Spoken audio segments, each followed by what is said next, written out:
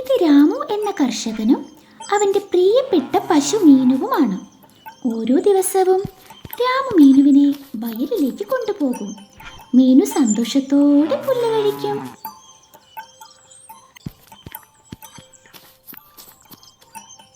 എല്ലാ ദിവസവും മീനു ഒരു കുടം നിറയെ പാൽ നൽകുമായിരുന്നു.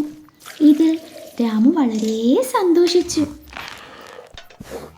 ഇതിൽ കൂടുതൽ പാൽ കിട്ടാനുള്ള വഴി രാമു ആലോചിച്ചു.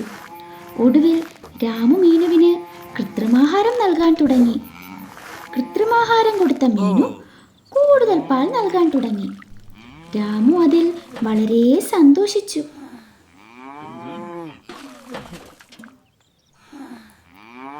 പക്ഷേ മീനുവിൻ്റെ ശാരീരികാവസ്ഥ മോശമാകുന്നത് അവൻ കണ്ടില്ല. ചില ആഴ്ചകൾക്ക് ശേഷം മീനു വളരെ ക്ഷീണിതയായി. ഭക്ഷണം പോലും കഴിക്കുന്നില്ല.